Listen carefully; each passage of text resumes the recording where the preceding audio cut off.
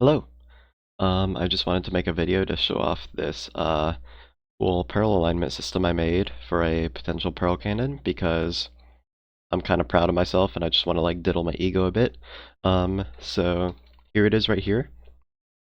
The wiring's pretty small and rectangular prismoid, not cube.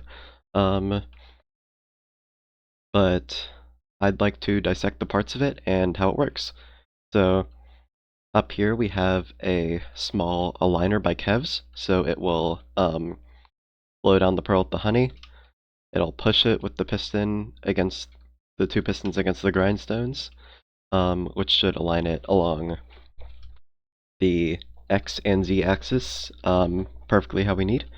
And then these two pistons are here for pearl stasis. I got this system from let me check the name so I can type it in the chat and credit correctly because I don't want to credit incorrectly and be a shitty person. It is by this person. I don't know how to pronounce that, so I'm just gonna let that be there. So it suspends the pearl in the honey, and then the pistons pulse back and forth, up and down to push the pearl up and down and keep it locked there for as long as the hopper timer is going. We have 4 items in here right now, and then it will fall down and get pushed all the way back up through the pressure plate and up to where it will hit this block for now.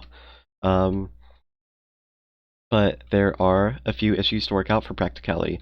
First of all, the system is obviously working in series, so this repeater, after the pressure plate is activated, will turn on the hopper clock and the stasis and all of this down here.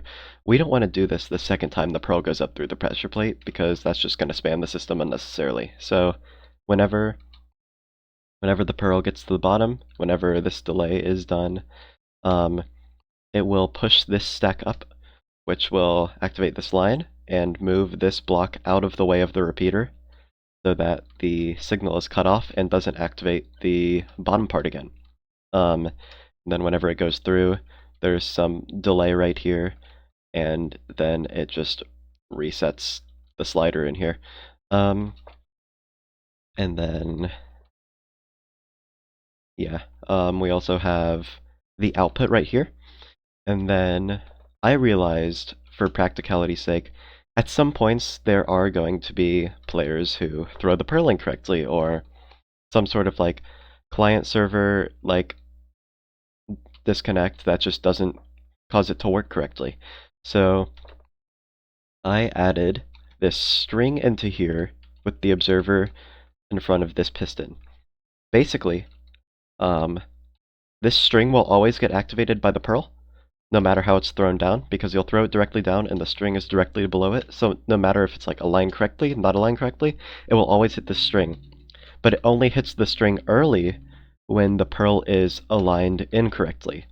So if we can see here, let me just grab a piston so we can show that this will push the block when it's aligned correctly.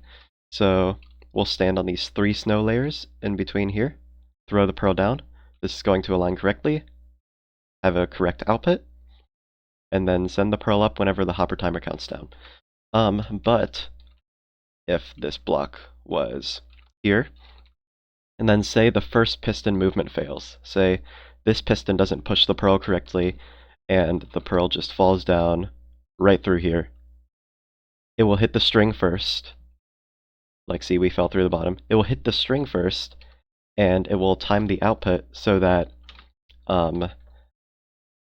this block will move out of the way whenever the output tries to go through. Basically, what this does is it will make it so that the TNT won't fire, and we won't waste TNT if someone throws a pearl incorrectly. But let me put this here. I'll show the system working in full. Let me just slow down the tick speed a bit. So can throw the pearl down. It will get aligned there and aligned there. And these pistons will keep it moving up and down. The output goes through.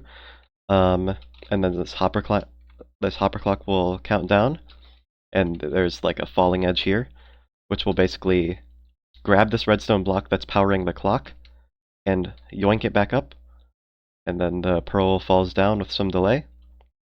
It's bounced back up through, and it goes all the way to the top where it can be processed further, basically just sent up more to whatever cannon would be above. But yeah, that's the system I made.